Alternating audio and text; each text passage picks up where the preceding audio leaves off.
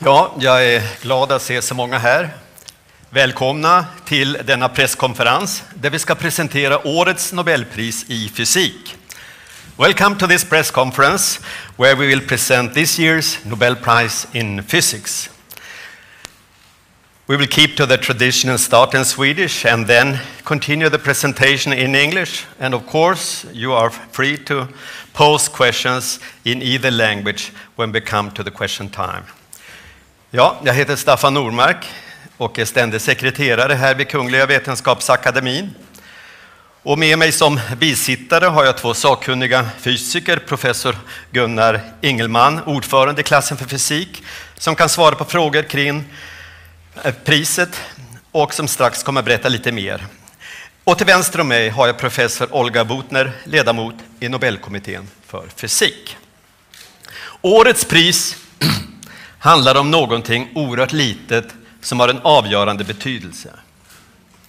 Kungliga Vetenskapsakademin har beslutat utdela 2013 års Nobelpris i fysik till professor François Englert vid Université Libre de Bruxelles, Belgien, och professor Peter Higgs vid University of Edinburgh, Storbritannien. Akademins motivering lyder: för den teoretiska upptäckten av en mekanism som bidrar till förståelsen av massans ursprung hos subatomära partiklar och som nyligen genom upptäckten av den förutsagda fundamentala partikeln bekräftats av Atlas och CMS-experimenten vid CERNs accelerator LHC. This year's prize is about something very small that makes all the difference. The Royal Swedish Academy of Sciences has decided to award the 2013 Nobel Prize in Physics to Professor François Englert at Université Libre de Bruxelles, Belgique, and Professor Peter Higgs at University of Edinburgh, United Kingdom. And the Academy citation runs for the theoretical discovery of a mechanism that contributes to our understanding of the origin of mass of subatomic particles, and which recently was confirmed through the discovery of the predicted fundamental particle by the Atlas and CMS experiments at CERN's Large Hadron Collider. Professor Gunnar Ingelman will now give us a short summary in English, please. This is a triumph, not only for Professor Englert and Professor Higgs, but for theoretical physics more generally, and actually the whole research field of elementary particle physics. It also illustrates the scientific method, namely to formulate theories based on mathematics in attempts to understand the laws of nature and testing them against experimental measurements. In 1964, François Englert, together with his now deceased colleague Robert Brout, and Peter Higgs proposed independently of each other the theory to solve the fundamental problem of how particles acquire mass. Their theory became a cornerstone of the standard model for elementary particle physics, which describes all matter as being built of a few kinds of basic matter particles, and all forces in nature as mediated by a few kinds of force particles. However, their theory required a totally new quantum field which should be manifested by a new and special kind of particle, the Higgs particle. This particle has now, at last, been observed last year by the Atlas and CMS collaborations or experiments at the International CERN laboratory outside Geneva in Switzerland. Thank you, Professor Ingelman. And now I turn to Professor Olga Botner. Are you ready to give a more detailed presentation? Yes, I do.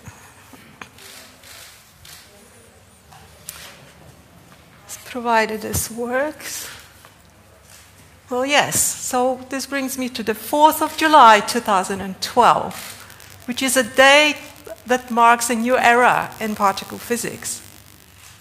And this is not only because François Englert and Peter Higgs met for the first time ever in front of a packed auditorium at CERN, but mainly because the ideas on mass of the fundamental particles had just been confirmed. But let us start by going 50 years back in time. In the autumn 1964, Englert, together with Robert Brout, who is now no longer with us, and Peter Higgs independently published 2 manuscripts explaining how certain particles can obtain mass. As you can see, the publication dates are only a few months apart. In the case of Higgs, October 19th. In the case of Englert and Brout, August 31. So both made a contribution to explaining the origin of mass, and these contributions cannot be distinguished. Now, what they did is central to the so-called standard model of particle physics.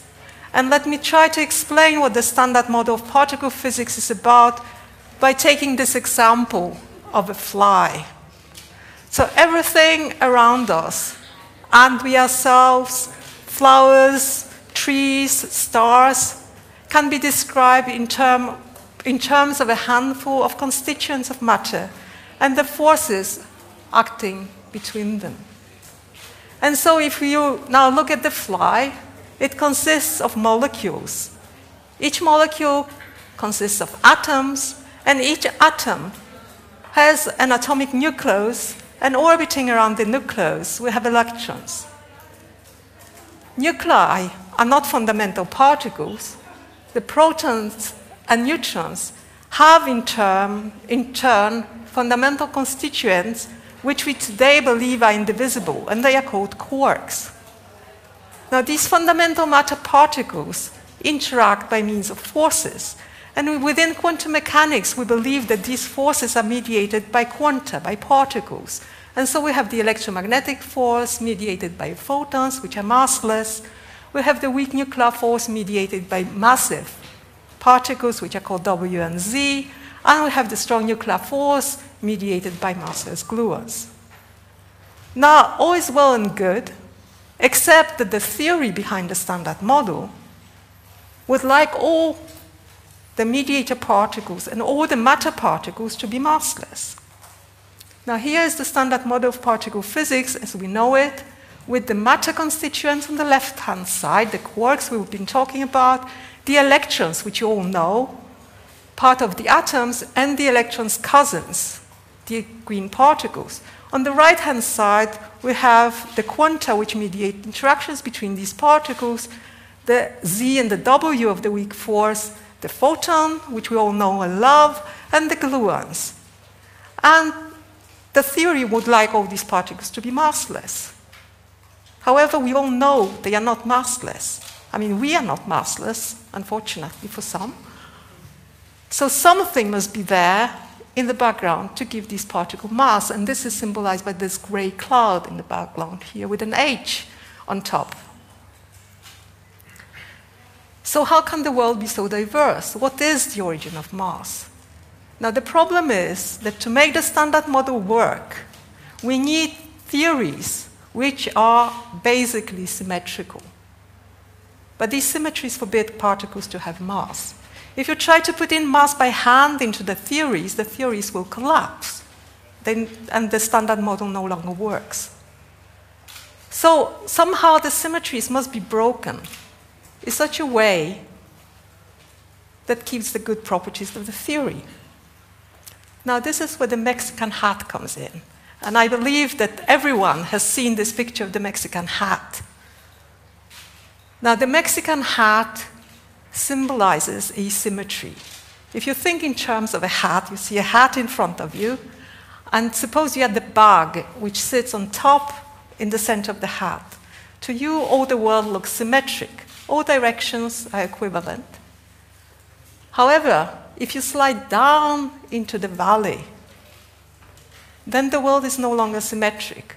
There's obviously one direction in which it's easy to move, which is around the center, And there are directions in which it's difficult to move, and it's up and along the brim.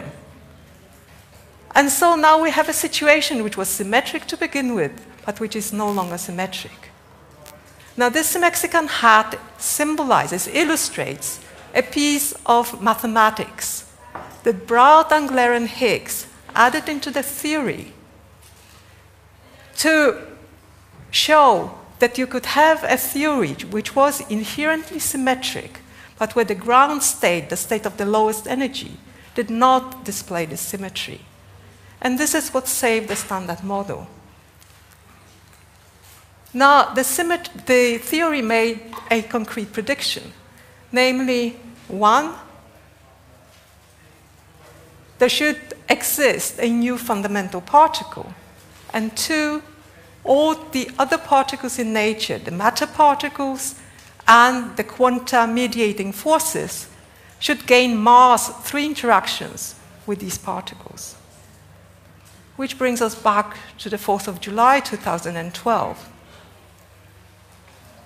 Appearing in front of a packed auditorium at CERN, the spokespersons of the experiments Atlas and CMS announced the observation of a new fundamental particles in proton-proton collisions at the Large Hadron Collider, which had properties consistent with the long sought-after Higgs particle. And you can imagine that the whole auditorium exploded in applause. Now here you see, again, Higgs and Angler waving to the auditorium after the announcement of the observation had been made. Now, what I'm going to show you is what the evidence for the existence of a new fundamental Higgs particle looks like. This is a little bit difficult, so I ask you to have a little bit of patience. So we have a diagram here showing on the horizontal axis the mass. Okay? Now, the Higgs particle cannot be seen directly. It can only be reconstructed from its decays, from traces it leaves in particle detectors.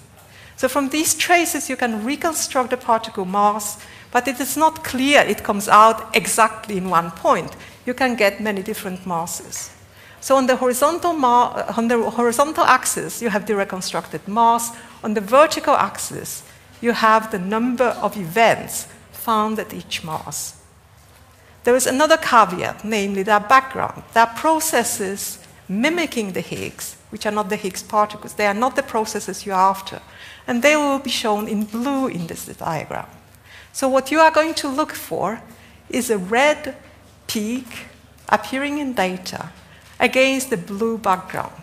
And I'm going to show you how the data evolves with time. The black points will be data.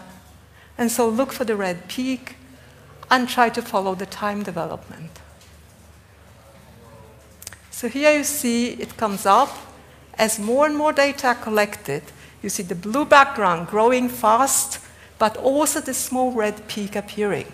And this is the observation of the Higgs particle. Now, this is not the data they had in 2012. Now I'm showing you all the data we accumulated until the shutdown of LHC in the beginning of 2013. So I think I can stop this. This is what the data looks like. We see the red Higgs peak on the blue background. And so what we have here is the final piece in the puzzle, which is the Standard Model.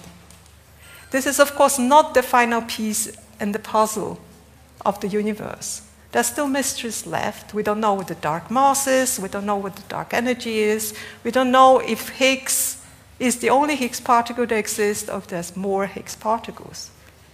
So obviously, there are things to do for future generations of scientists. Thank you. Thank you, Professor Botner. We will now see if we can get hold of Professor Angler. I just talked to him a few minutes ago. Are you there with us, Professor Angler? Yes, I am on the phone. Oh, good day and congratulations. How do you feel right now? Well, thank you very much. I feel very well, of course. I thought first I had to make a low festivity because I thought that I didn't see any announcement that I didn't have it, but now I'm very happy. Yes. So I'm sitting here in the session hall at the Royal Swedish Academy of Sciences, and I have a large group of people from the media and international press. And are you ready to take some questions from the press, Professor Angler? Yes, please. I will try to do what I can. Okay. I have a question there. Yes, hello, Professor Angler. My name is Maria Gunther Axelsson. I'm writing for the Swedish newspaper Dagens Nyheter, and you and I met this summer in Stockholm, if you remember. And congratulations to the prize. Thank you very much. Yeah. Yes, and I have a question for you. Yes. Now, when the standard model is complete, what is the biggest question? I'm sorry, didn't hear well. What did you say? Now that the standard model is complete, yes. Which, in your opinion, is the biggest question remaining to be solved in physics? Well, there are a few big questions, right? First, the question which is still not solved is whether there is some broken supersymmetry which will manifest itself at energy which will not yet been reached. This is the critical point for what will happen. But of course, there are other problems, like which some of them may be directly related, some are other indirectly or maybe not related, which is the problem of dark matter is probably somehow, hopefully, related to particle physics. The problem of dark energy is a more tricky problem, which one way or another leads us to what is, in my opinion, the most and the fundamental problem which is not solved today, despite some progress, which is a problem of quantum gravity, of the quantization of gravity. Okay. Do we have some other question? Hi, so congratulations. My name is Konte Sinha from the Times of India. Very interestingly, the press release here starts with a line says, "Here at last." Professor, how true is that? I'm sorry, I didn't hear what you said. No, I was saying that the press release here talks about, the first line in the release says, "Here at last." How true is that? I'm afraid that maybe it's my phone or maybe it's my ear, but I don't understand exactly what you say. We have you have a question? Yeah, you have it. Do you have a microphone? Hello, yeah. Congratulations. My name is Gunnar Rose. I Thank work you. for a Swedish popular science magazine, Forskning och Framsteg. And I would like to ask you, in the late 60s, when you worked on the theory, did you ever think about the discovery of the Higgs boson? Oh, yes, but the whole thing at that time, well, first, the late 60s is not really when the thing was done. It was the beginning of the 60s, and in 64. It was published after a lot of thought. At that time, we thought that we're going to solve this way the problem of short-range forces, which was completely unsolved at that time, and which obviously is related to the problem of the origin of mass.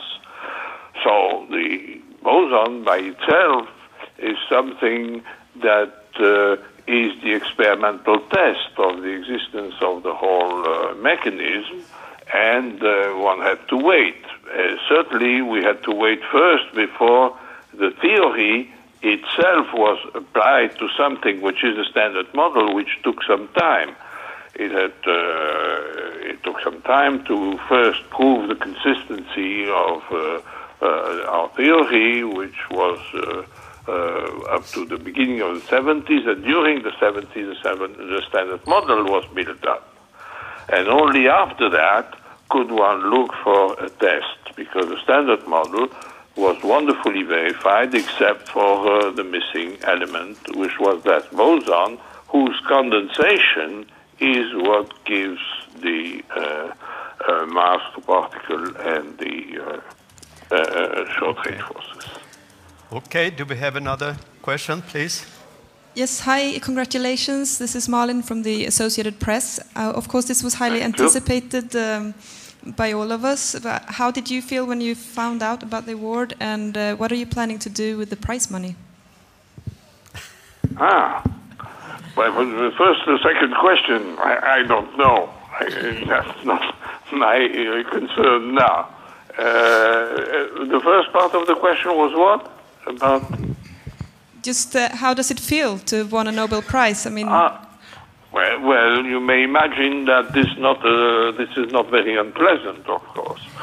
I'm very, very happy to have that recognition of this extraordinary reward, and so I'm very happy of it. What can I say more? Okay, thank you. Okay, I think we have a final question there. Hello, this is David Landis with the local here in Stockholm. Congratulations, Professor Engelert. A question about your co-winner. I'm wondering when you last spoke with Professor Higgs and what you plan to say to him when you see him next. Well, I saw him, actually, the first time I saw him was in the 4th of July conference at CERN. We never met before. But since then, we met, and we met in particularly at the EPS conference. And what I'm going to say to him, of course, I'm going to congratulate him, because I think he did a very important and excellent work. Okay, thank you very much. And thank you very much. I think this was the last question from the press here. And thank you, Professor Engler. And once again, warm congratulations. And we look forward to see you in Stockholm in December for the Nobel Prize ceremony. Yes. Thank you. Thank you. Bye. Bye. So, are there now any questions about the physics prize and the research involved that you will pose to the panel here? We have a question there. Jag kanske hinner först. Kan jag fråga på svenska? Ja, det här är ju också ett stort teoretiskt genombrott, men det var ju också en väldigt stor experimentell succé, så att säga, en stor. Hur tänkte kommittén när man inte delade priset även till någon representant för experimenten? Ska jag ta den frågan? Kan du väl göra? Ja, om frågan ställs till mig så kan jag försöka besvara den. Och det är förstås en fråga som är ganska uppenbart att ställa sig idag. Och det är så att det som kommittéerna har att utgå ifrån, det är först och främst är det Nobels testamente. Sen är det nomineringar. Och sen är det frågan om prisets tradition och prestige. Och allt detta tas in under diskussionerna i kommittéerna. Och sen så har vi alltså hamnat på ett prisförslag som är det som vi ser idag. Och det är klart att de interna diskussionerna inom kommittén är ingenting som vi kan avslöja för om 50 år. Har vi någon annan fråga? Där. Did you reach Professor Peter Higgs? Did you speak to him?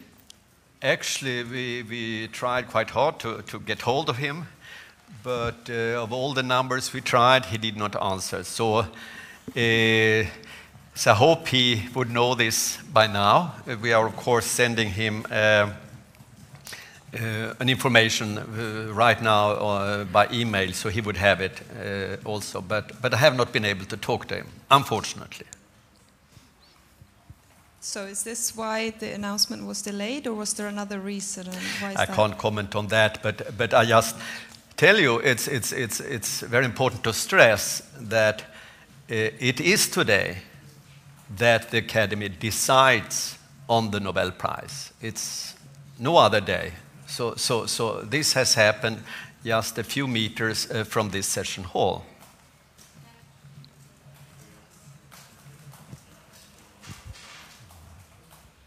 Okay, are there more questions? If not, I thank you very much for your attention, and we hope to see you back on Wednesday at 11:45 earliest. I think you have to look at that earliest for the announcement of the Nobel Prize in Chemistry 2013. Thank you very much.